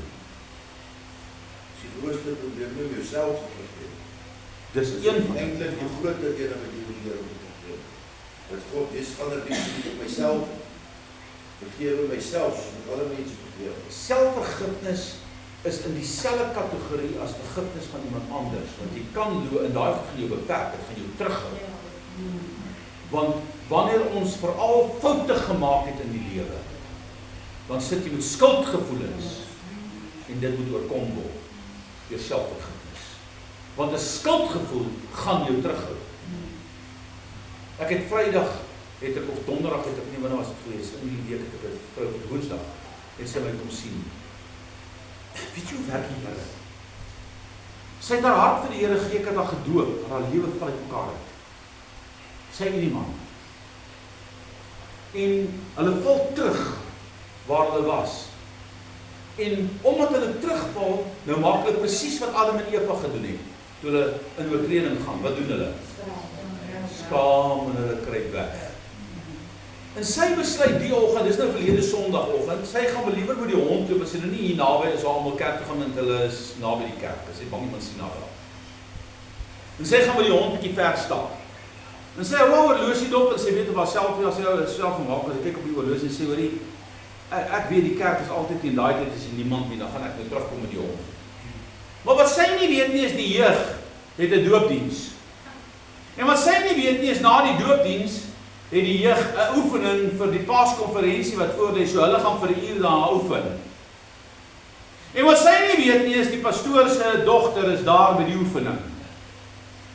En toe ek daar op die ingangsportaal van die kerk staan, toe sien ek, hier kom die dogter ingestap, en ek sien haar, en ek sê, okay, hondjie die handjie, en ek gaan met my goedjies, en ek ry nader aan boontoe, en ek sien karre by daar binne, stop hulle by haar, en ek groet haar, en ek praat met haar, en ek sien, sy weet nie waar om te kyk, en sy wil amper onder die, en sy, ag Here, laat die aarde op my val, en berge bedek my, julle ken my huis nou. Dis waar sy nou is. Bedek my in die bos, bedek my nie om. Ek ry toe om scannerskiet te gaan haal, en toe ek uitkom, want sy draai toe nou om, en sy gaan toe nou eers weg, want sy dogter, hier is te veel mense wat nog hier uitry. Sy loop nog 'n bietjie nog 'n draai, maar sy weet nie ek is bo nie. En toe ek uitkom, toe ek om die hoek gaan, toe kom sy van onder haar, en ek stop. Toe kan sy nie om. Ek sê, hallo girl, waar loop jy rond? Ja, ons kyk op mis. Mis jou. Ek sê, ek het gesien hoe jy jou voorkeer, ek het gesien hoe jy uitroep, ag aarde val op my, hemels bedek my. Dis die pastoor, ek wil niemand sien. Ek sê weer, jy kry weg. Ek sê, wat wil jy moet verstaan? God ken jou hart. Jy ken jou stryd. Jy verstaan waar jy is. Jy weet waar jy gaan. Wil jy nie my in die week by my praat nie? Ek dan my ma, want as jy kan het jou sien. Vandag is sy by die kerk. Ek kon haar nie uitsorteer, maar ek kon haar aan die gang kry. En julle, dis die dilemma. Hy sê in die skrif, hy sê, vergeef my, en een van die goed wat haar terughou, vergewe my net soos ek my skuldenis vergeef. Hoekom kry sy die oorwinning? Onthou, was 'n ryk man, daar's 'n koning, en hy het 'n bestuurder gehad wat hom baie geld geskuld het, en hy laat haal hom. En hy sê vir hom, wanneer gaan jy weer betaal? En die ryk, hy sê, daai bestuurder val op sy aangesig voor die Here. Ag, voor die koning. Hy sê vir hom, koning, vergewe my. Gee my net ruimte, en ek sal elke sent wat ek jou skuld sal ek terugbetaal. Gee my net genade. En dan sê die Bybel, dis 'n parable wat Jesus vertel, dis 'n gelykenis wat jy. Dan sê hy, en die koning het hom innig jammer gekry. En wat doen hy? Hy skryf die skuld af. Dus hy skuld my niks. En hy gaan. En toe hy by die huis kom, wat doen hy? Hy kry al die ouens wat hom geld skuld, en hy sê vir hulle, betaal my, en hy sit hulle in die tronk wat hom nie kan betaal, en toe die koning dit hoor, toe sy woedend. En hy laat haal hom. En hy sê, wat hoor ek? Het ek jou nie vrygemaak van alles wat jy my geskuld het nie? Hoe kom jy, en jy versamel die bietjie wat ander mense aan jou skuld, maak jy by hulle by mekaar? Dan is daar 'n woord, wat ons al die jare gemis het, wat die broers Wilkinson uitgehaal het nou. Hy sê, gee hom oor aan die pynigers, totdat hy elke sent terugbetaal het. So wat sê hy daar? Gee hom oor in die hand van die vyand, in die hand van die duiwel, totdat hy elke rand terugbetaal het. Nou kan jy nie verstaan nie. Jy ken Christus, want hy is die bestuurder van die koning.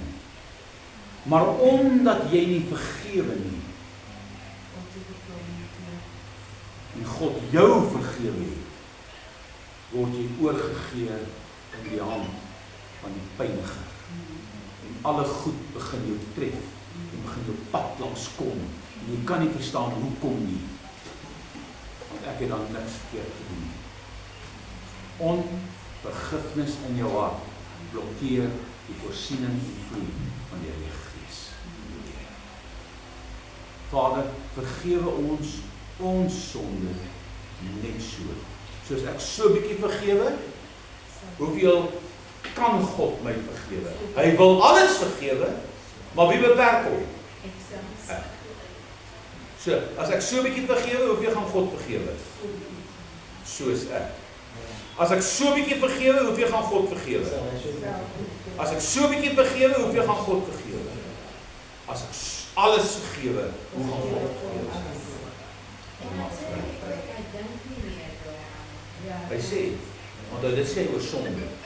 Ek het jou, onthou, enige oortreding teen jou is sonde, streng gesproke. Hy sê ek het dit soos die ooste van die weste. Hoekom die ooste en die weste nie die noorde en die suide nie? Want die ooste en die weste is die ekwator. Dis 'n vaste ronde lyn, daar's nie 'n begin, daar's nie 'n einde nie. So hy gooi jou sonde by die venster uit en jy weet nie waar om dit op daardie ekwator te gaan soek nie, dis kaal. As dit die noorde en die suide is, daar's 'n as, die aarde spin om hy as, jy kan die noorde se punt kry en jy kan die suide se punt kry, maar nie die weste en die ooste van mekaar. Dis God nie groot nie, hè? Het die Here nie aan alles gedink wat ek en jy nodig het? Hy maak jou vry. So, baie mense hou vas, nie is nou op oor, dit gaan seker nou net die reën op, ja, dit gaan seker weer reën. So, hoor mooi, hy het jou vry gemaak, dan sukkel jy om sy vryheid wat hy vir jou gegee het aanvaar, hoekom dis wat Johannes nou gesê. Want ek hou vas aan my swakheid, aan die oortreding wat ek begaan het, ek sukkel om daaroor oorwinning te kry. Gaan julle, ek onthou net, ons net met my ma, wat vir baie lank vir ons gebly het, en dementia gehad het, en tot nou nog as ek ry en iets herinner my aan my ma, dan vra die Here vergifnis vir my ongeduld. Want kyk, ek het ongeduldig geraak met haar baie keer, hoor. Want haar kop was nie by nie en sy was steeds eintlik nog sterk en sy die hele huis ontwrig. En jy kan nie met haar redeneer nie, want sy snap nie alles wat jy vir haar sê nie, en sy weet eintlik nie wat om haar aangaan nie, en dis amper hierdie chaos. En ek sien wat is die impak op my gesin, en dan raak 'n mens gefrustreerd. Maar ry ek so en dink ek, Here, kom ek by die mooi rooi boom verby. Wat ons baie keer is dan saam ry sy in die aand is. Nou wil sy saam ry, as ek nou vir Justina en die werker op die plot gaan af en dink, ag Here, ek kom my ma nou saam ry, want dit vat my nou 15 minute of 20 minute langer om nou hier weg te kom en 20 minute langer om by die huis te kom om haar uit te laai en in die kar te kry. Want is kyk van, is sy 93 jaar oud, dan moet ek haar in die kar kan ek met haar ry kry. Maar saam ry wil sy saam ry. As ek ongeduldig. Maar dan laai ons so saam, ry ons by die rooi boom verby onder te kry en dan sien sy haar rooi blom en sy sê, dis pragtig. En elke keer as ek en Justina by die rooi boom verby ry, enige boom met rooi blom, dan sê Justina, dis pragtig. Op die begrafnis het ek haar gevra om 'n huldeblyk op my ma te bring en 'n dag vra jy bring 'n huldeblyk op my ma, al die goed wat hier by die huis gebeur het, die dinge wat my ma gesê het, en al die snaakse dinge wat sy kwyt geraak het, en sy bring ek vir die mense lag so, maar tussen die trane deur huil hulle, deur hierdie goed wat Justina net vertel, en alles wat sy onthou het. Dan sy met my ma nou stort, en dan is nou in die winter en is koud, en my ma wil nie stort nie, want dit is koud, en dan beklei sy met Justina beklei moet haar teruggekom.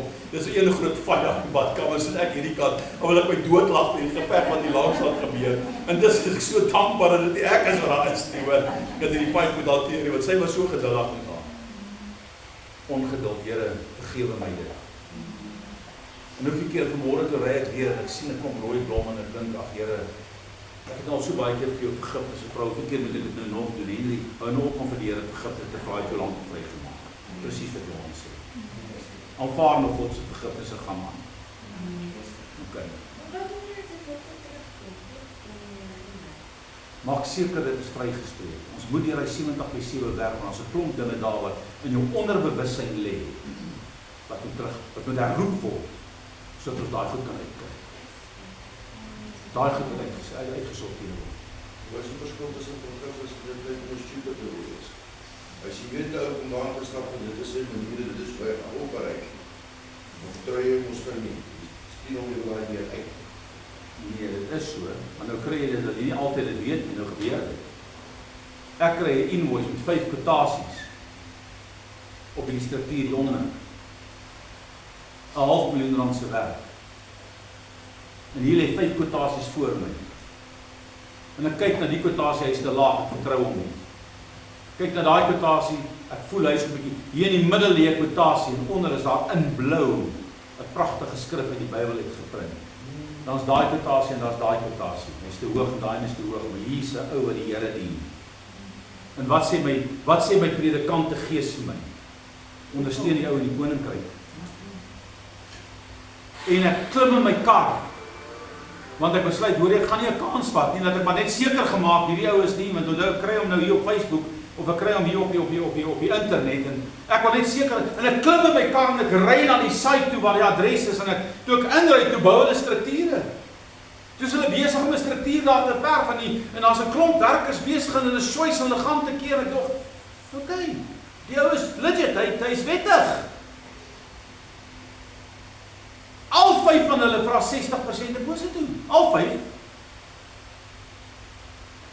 So dis nie dat die een dit net hy dit doen nie, maar ek is daarom hier in die koninkryk. En uiteindelik kom ek op 'n plek waar ek 'n besluit moet neem en ek stel hom aan. En ek betaal sy deposito oor en hy pitch nie. En hy pitch nie, en hy pitch nie, en hy pitch nie. Eventueel kry ek die prokureur. Ek sê vir hom, moet na die site toe kom, hy weet nie, en ek kry die prokureur op die site, en ek sê vir hom, ek het nou onderhandel julle met hom, want ek kry dit nie 3 jaar reg nie. Hy maak 'n belofte, dat as ek al die geld betaal, sal hy die staal gaan koop, en hy sal dit hier aflewer, en hy sal dit hier op die site kom bou.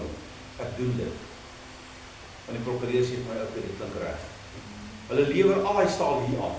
Hy sal sy span stuur om dit hier te bou, want ek vertrou nie daar waar hy is nie. Toe die ouens op die site het, R120,000 later, toe kon hulle nie betaal en hulle kry nie die struktuur op nie. Ek moet hulle betaal. Ek moet die gas koop, ek moet die snyrol en die snylemme koop. Ek verloor nog 100,000. Hier is struktuur opgesit, typie. Maar die dag toe hy vir my 'n e-pos stuur en my sê, dit help nie, jy bly my bel nie, dit help nie, die prokureur sê my nie.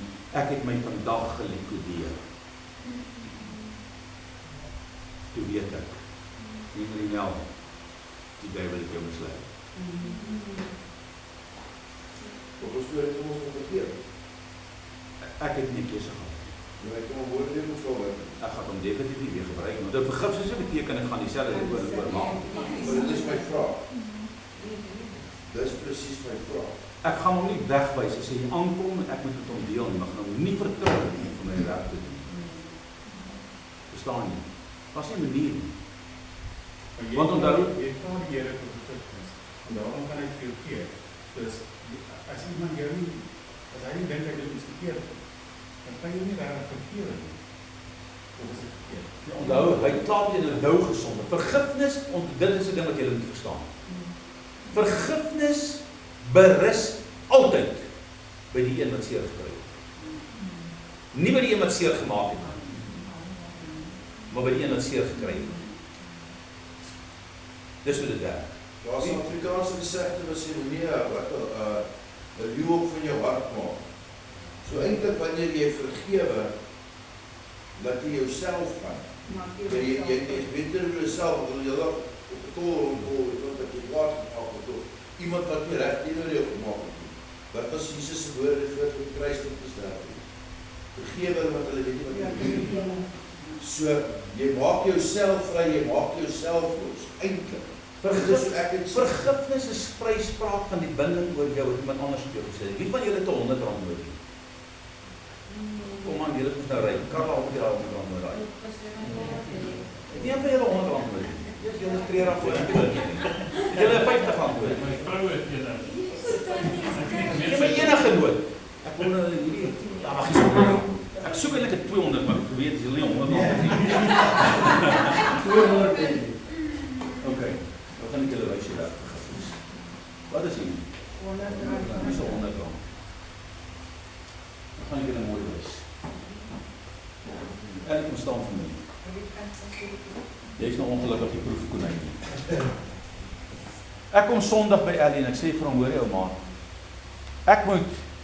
Ek moet vir Johan uitvat vir koffie, maar ek het vergeet om geld te vat. Ek jy nie vir my R100 om te leen. Ellie sê vir my, hoor jy so, jy is dan my pastoor, nee, ek het R100 vir jou, gaan jy het my leen. As ek jou Sondag by die kerk, jy het my R100 om te leen, jy het dit, gaan jy het my leen. Ja, hoekom? Jy vertrou my, ok, hier vat ek jou R100, nou het ek jou R100. Nou gaan drink ek 'n lekker koffie saam met Johan. Ek maak aan jou 'n belofte, ek gaan jou volgende Sondag as ek jou by die kerk sien, gaan ek jou R100 teruggee. Nou kom volgende Sondag.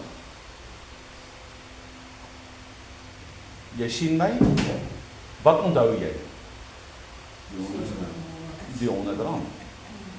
Maar ek groet jou, hallo Ellie, Jesus, ek is so bly jy is hier so en ek loop verby jou. Wat gaan hier aan? Ek gaan dink, pastoor, maak die pastoor my nou nie ken.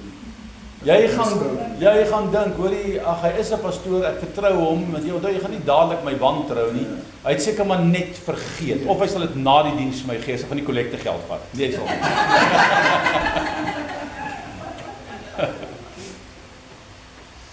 Dus, nou wag jy nog 'n week. Nou kom jy die Sondag al by my aan, by die kerk, hier sien ek jou weer. Hoe gaan dit met jou? Nee, baie goed, dankie pastoor. Wat sien jy as jy my sien? Die R100. Ek ignoreer hom. Ek gaan aan. 'n Maand gaan verby. Wat begin in sy hart gebeur? Bitterheid teenoor my. Okay. So hou jy R100 en hou jy hom daar. Jy moet hom daar bo vat so. Dit mooi. Nou sien jy my Sondag, wat sien jy? Wat sien jy? So by die R100 sien jy my so half in 'n beeld, maar wat sien jy? Die R100 en tyd verloor. As jy my weer wil sien soos jy my altyd gesien het, wat moet jy doen? Nee, nie wegvat nie. Jy moet hom drop. Verstaan jy? Want die oomblik as jy hom los, wie is vry? Jy.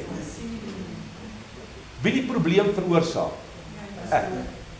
Wie die vergifnis gegee? Iemand seer gekry het. So vergifnis werk altyd so. En die ou wat die R100 gegee het, het hom amper gehou maar saam. Vergifnis berus by die ou wat seer gekry het. En julle, as jy daai prinsipel kan verstaan, gaan jy dit altyd toepas. Sê my, hoe laat moet ons al klaar wees? Nee, ons het nog 'n half uur. Ek is nie vandag in die kamer nie. So, ek dink ons het van die patroon wat ek dink van hier aan verwys. So, ek dink dit is ons net op onthou hoe ons moet verkeerde is as ons in die proses van heiligmaking is en ons het sonde wat ons jou parkeer. Sal die Here ons vergewe want ons weet ons is beter besig om onsself beter te maak of hoe. Onthou 1 Johannes 1:9 sê as jy jou sonde bely, God is getrou en regverdig om jou die sonde te vergewe. So, maar nou is daar 'n ander skrif wat sê in die boek van Hebreërs, as jy moetswillig bly sondig. Moetswillig, ja. Verstaan jy, as jy aanhou en jy weet dit is verkeerd en jy probeer nie daaroor oorwinning kry nie, maar jy doen dit maar nie, dan is daar geen offerande vir daai sonde te bring nie. Verstaan jy? Ons almal sukkel met swakhede. En onthou om 'n swakheid te oorwin is soos 'n kind wat leer loop. Jy gaan opstaan en val, jy gaan opstaan en val, jy gaan opstaan totdat die dag aanbreek dat jy daai ding oorwin en jy gaan. Maar jy kan nie net dit ignoreer en sê, hoorie, want nou moet jy na die Here toe gaan en vir die Here sê, Here bewaar my, want een van die onsse Vader goed is dat jy eindig mee is, bewaar my van die bose. So jy moet bedag wees op die feit dat die vyand is die hele dag besig wat hy wil jou aftrek. Hy gaan jou vergewe as jy hom vra, maar onthou met 'n opregte hart. Nie met 'n akademiese uit 'n akademiese agtergrond, nie met 'n akademiese motief nie, maar met 'n hartsmotief. Want enige vergifnis gaan altyd gepaard met ware berou. So het ek berou oor die ding wat ek gedoen het, of sê ek dit net omdat ek weet God sal my vergewe. As jy nie berou het nie, hoe gaan jy, as 'n ou na jou toe kom, as hierdie man na my toe kom en hy het nooit na my toe gekom of my sê, hoorie, ek is jammer nie. Maar ek moes besluit, ek en my daai selfde dag binne toe hy daai boodskap vir my stuur, toe gaan ek na die Here toe en ek sê, Here, U weet, my hartsmotief was reg toe ek hierdie ou aangestel het. Ek het gedink hierdie ou is u kind. En ek sê nie daarmee hy is nie sy kind nie, want hy kan in finansiële probleme ingehardloop het, al was hy God se kind. Maar dan moes hy dit op 'n Christelike manier uitgesorteer het, en hy moes sy beloftes nagekom het op 'n manier, en God vertrou het wat hy nie gedoen het, hy het dit net geïgnoreer tot vandag toe, is 4 jaar later. Intussen het ek 500 000 rand verloor. Maar ek moes hom vrymaak, hoekom? Want anders het ek die hele dag, en ek bel my vrou en ek sê, hoor ons het hierdie probleem, ek laat weet my seuns, ons het hierdie probleem. Ek moet hom vryspreek. Anders dan gaan ek gebind wees, en hierdie proses gaan nie aan die gang kom nie, en ek het 'n keuse, of ek sit my vertroue in sy swakheid, of ek sit my vertroue in God se potensiaal. En ek en my vrou neem 'n besluit, en my kinders, ons spreek hom vry. En weet jy, God gee my 'n skrif, en ek kan nou nie hy skrif presies plaas, en hy is in Jesaja, waar die Here sê, dit kom daarop neer, en ek sal jou huis bou, omdat jy my huis bou. En dit is hoekom hierdie hele ding herbou sy huis is. En julle, ek het laasweek vir julle gaan sê, van loop maar by die struktuur verby. Ek het met 1500 rand in my sak begin, om 'n 400 vierkante meter huis steenwerk te doen. Hulle maak hierdie Vrydag klaar met al die steenwerk. Dan sal ek jou goed teruggee wat ek by jou geleer. Moenie vergewe my, hoor, ek het dit so lank. Ja, gestap met die sien ek sterk voel. Ja, maar ek kom nie weer skerp op gesien. Ja, gelukkig. Maar hy dwarsbaar, vol sement. So, het God gedoen wat hy gesê het? Ja. Hy is besig met, is dit al, nou kyk ek sê, ag Here, nou moet ek nog die vensters koop, so 100 000 rand, nou moet ek nog die pryster, dit is 50 60 000 rand, Here, nou moet ek al hierdie aan, nou sien ek hierdie goed in my kop, en dan denk ek, Here, elke jaar tik af. Sê vir die Here, ek wil nie eendag hier instap met 'n kierie nie. Maak die pad oop. En die Here het my onderneem. Hoekom? Want hy het gesê, ek sal dit doen. So, die Here sê, jou behoeftes word sy prioriteit. Hy gaan daarna voorsien.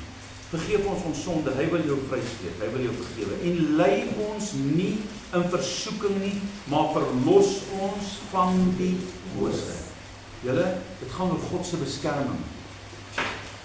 Kom ons wees eerlik, ons bid, Here, beskerm my, maar wie van ons bid, Here, bewaar my voete van versoekinge? Lei ons nie in versoeking nie. Wie van ons bid dit? Here, help my vandag, bewaar my voete, dat ek nie in versoeking inloop nie. Kyk, die duiwel gaan die taxi voor jou stuur. Hy gaan die struikelblok voor jou sit. Maar as jy dit ingebid het, gaan die Here jou help om oorwinning daarop te vat. Bewaar ons Here van die bose. Ons bid dit nie. Hier op hierdie stuk grond moet ek elke dag van my lewe bid ek dat God sy hand oor ons veiligheid hou.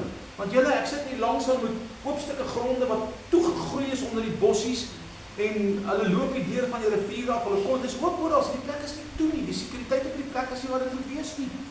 Maar God is ons sekuriteit. Hoeveel keer het die Here ons nie al gehelp om in die nag wakker te word nie, en dan help die Here ons om hierdie mense uit te vang. So God is in beheer. Want te vergeefs waak die wagter as die Here nie waak nie. So bid oor jou veiligheid, bid oor jou gesin se veiligheid. Bid, vra die Here. Ek onthou een oggend is ons in worship by die kerk en hulle sing daai lied van sy naam is roep die naam van Jesus oor jou familie in die strate. Julle ken daai lied wat so gaan. En ek sing daai lied en ek voel die teenwoordigheid van die Here is kragtig op my. Terwyl ons daai lied sing, min weet ek dat God is besig om my voor te berei om sy naam oor my gesin te pleit, want ek roep dit oor my gesin, oor my kinders, oor my vrou. Paar ure later, daai middag skiet ek klim onder 'n grasnyer op. En hy slaan my vrou reg in die oog. In een oomblik God gee dat sy haar oog knip, die tyd toe die klip aankom. So ek praat van 'n breedteel van 'n klippie. Ver, hier vanaf na die karre toe. Dis hoe ver sy gestaan het. Hy slaan haar in die oog. Toe hy klip haar oog van, slaan hy op die grond plat. Toe ek haar op die grond ophel, toe is haar hele oog vol bloed. Ek praat van bloed buite nie, ek praat van bloed binne. En ek weet die skade. En sy hou net die oog toe. En sy sê, vat my net nie na die hospitaal, sy is 4 minuut nie, ek het nie 'n hospitaal met 'n retenspesialis nodig. En ek bel die ooginstituut en sê vir hulle, ek is jammer, ek het nie spesialis op diens nie, maar hulle gee my 'n nommer. En ek bel Centurion Hospitaal. Die vrou sê vir my, hoor die ek sê vir hoor hier is 'n noodgeval, is daar 'n dokter aan diens. Sy sê die dokter is nou net hier uit. Daar was 'n ongeluk en hy het 'n kind se oog omregmaak wat in die ongeluk glasstukke in die oog gekry het. Maar hy is omtrent al by sy kar. Sy sê, maar hou net vir my aan. Ek gaan hardloop, ek gaan kyk of ek hom kan kry. En sy hardloop daar uit. Sy kom terug uit asem uit. Sy sê, meneer, hoe lank?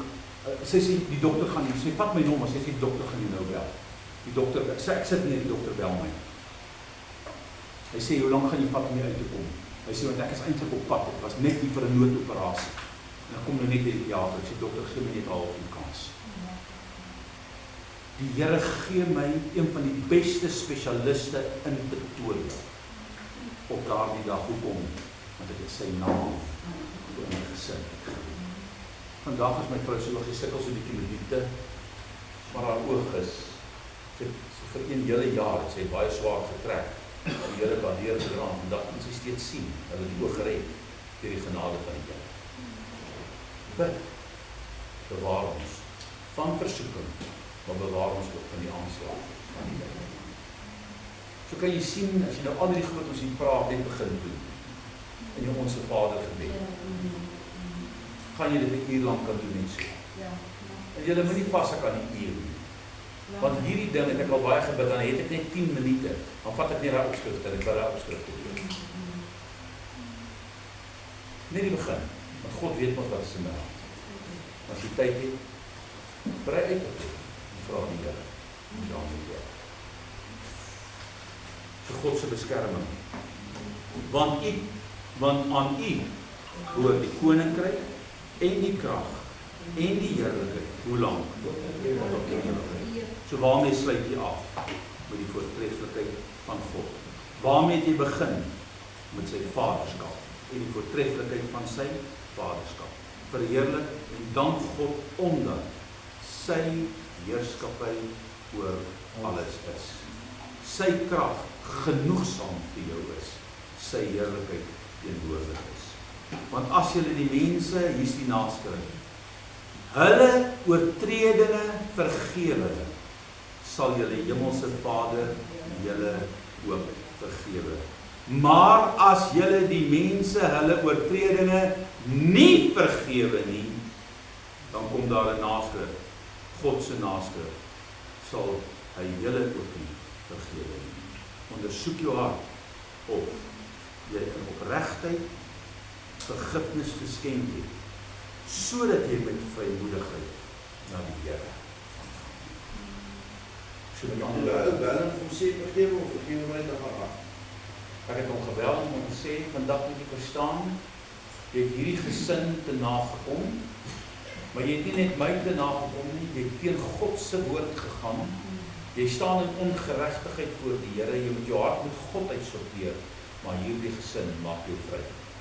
Ek spreek jou vry, ek sê jou nooit weer gebruik nie, ek kan jou nie aanbeveel nie, maar ek gaan nie hierdie geld teen jou nie.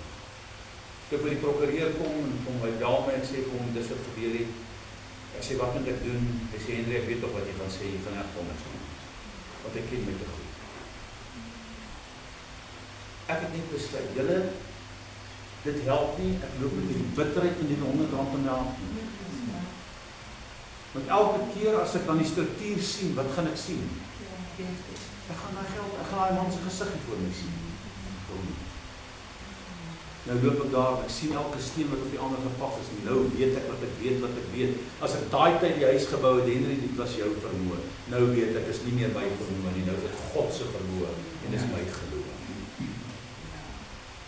Ek daar kom en hy sê, hoor, jy sien kans vir baie. Ek sê, ek weet self op vakansie na voor, al wat ek weet is, ek het nie 'n opsie nie, ek moet God vertrou. En vandag kyk ek terug en ek sê, ek kan sien wat die Here gedoen het. Ek het R1,500 in my sak gehad, en vandag het die Here klomp geld ingesit. Wat hy gegee het. En hoe het hy dit gegee? Hy het 'n lekker halstormpie gestuur. Net ons kry die groot haal, hy slaan alles die stukke. Versekering betaal my uit. Ek kan alles self regmaak, want ek is 'n geregistreerde kontrakteur, ek het 'n NSBRC nommer. En ek begin die goed self regmaak en ek kan 'n klomp geld spaar. Ek en die seuns en my werkers. En dit help my om weer reg te maak. Weet jy, is die beste van alles. Ek 5 of 6 jaar terug, toe loop ek deur ons kerk daar in Amanda sit en ek sê, Here, dis na 20 jaar hierdie kerk korte revamp. Maar ons gee ons geld so weg aan arme mense, aan mense wat sukkel, aan ander gemeentes. Ons koop tente vir kerke wat nie tente het nie. Ons sit strukture op vir gemeentes wat nie strukture het nie. Ons doen allerhande goed vir die koninkryk, maar ek maak nie die kerk reg nie. Ek sê, Here, nou met hierdie jaar gaan ek nie geld uitgee vir ander mense nie. Ek gaan hierdie kerk regmaak. Ek sit in 'n bestuursraad vergadering en die volgende oor begin dit haal. Dit haal dat dit so dik op die grond lê, maar fyn haal, dit maak nie een kar buitekant seer van die bestuursraad nie een nie. Maar dit reën so dik op hulle dak, so lê die haal. En die haal val op my kerk se dak en die volgende oomblik sit ons in my boardroom en ek hoor doef, doef, doef. Wat gebeur nou? Hardloop almal in die auditorium en ek sien kom hierdie ceilings een na die ander op daai hangplafonne, want dit is net so snaaks gebou. Oomblik as hy nat word, val hy uit sy raam uit. En die hele plafon val uit, en die oomblik toe die plafon uitgeval is, toe stroom die water in daai hele auditorium, en hy vlak alles. 1,2 miljoen skade daai jare. Ja. En hier staan en toch die Here, wat nou? Die Here sê my moenie moedeloos word nie, ek weet wat ek doen.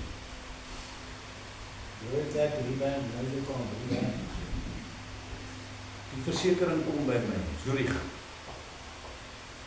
En hulle wil ons, hulle maak opname van alles en hulle bepaal die skade op die ding. Een van hulle hoof ouens oor die streep is, want die skade is groot. Hy sê vir my pastoor, hy sê, sien jy kans om die kerk self reg te maak. Ek sê verseker, ek sê, ek vind nog mense in die kerk wat al die werk kan doen. Hy sê, ek gaan vir jou weer wat jy uitbetaal, maak die kerk self reg. Hy sê, dan kan jy doen wat jy nou wil doen. Want ek sê vir hom, ek so graag die kerk wil oordoen. Ons revamp by julle kerk. Ek laat al die sitplekke oortrek. Ek sit nuwe matte in. Ons sit nuwe plafonne in. Ons doen alles. Hulle vervang al die musiekinstrumente. Hulle vervang die hele klankstelsel. Ek sit die beste in. Ek het genoeg geld om dit te doen. En vandag staan my kerk daar, mense wat instaan sê, dit is 'n mooi kerk daar. God het hom reggemaak op sy tyd. Met sy geld. Want hoekom hy sê, ek sal die wêreld die opdrag gee om by mekaar te maak, sodat hulle dit aan die regverdiges kan gee. Julle het dit hier gesien. Sorry Sandam, julle het betaal om God se kerk op te hê. Slang hierdie solarstelsel die bo stikken. Jy sien dit net glaspad. Solarstelsel op die dak, aan die kant van die huis. Hy slaan hierdie vensters so uit dat hierdie glas nie.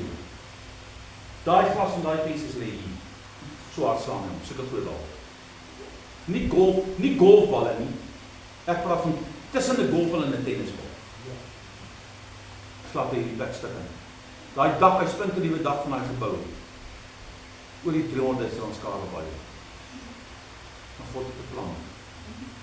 Ek moet nog by dak af, as een van julle lus om by dak te klim, wat ek kon doen het. Want ek weet nie of ek kans het. Maar God het voorsien op sy manier. Hoekom? Want hy sien die Heer. As jy hom in die eerste. As ek nie vergewe het nie, wil die Here my nie vergewe. Maar nou moet ons vrygespreek het die Here. So my nie goed in mense. Volgende week gaan ons aan, julle vandag lekker vroeg klaar. Met die seën van Aaron behoort te word. Elke blessing in die Bybel is jou blessing. En ek en jy moet dit verstaan. Ek wil eintlik vanaand aan my, maar as jy klaar was met die so, nu sien jy klaar maak. So as jy nou die Onse Vader gebed, vat hierdie raamwerk. Ek het eintlik, ek wil my Bybel nie doen. Ek het hierdie hele raamwerk op 'n kaartjie geprint voor en agter. Voorkant eer God en draai hom om al hierdie agterskoons vandag hanteer het. Ons moet dit al dalk maar weer print en julle gee, dan kan jy jou Bybel sit. En wanneer jy binne vat jy daai kaartjie sit om langs jou neer. Dan kan jy help om effektief te werk. Daar seker ons stil gestaan met die ektoe beginsel, ook 'n maklike manier van bid wat van dieselfde goed is. Dit is net 'n baie anders metodiek. Maar hierdie goed het 'n klomp kerngedagtes in wat jy moet verstaan in jou gebedslewe.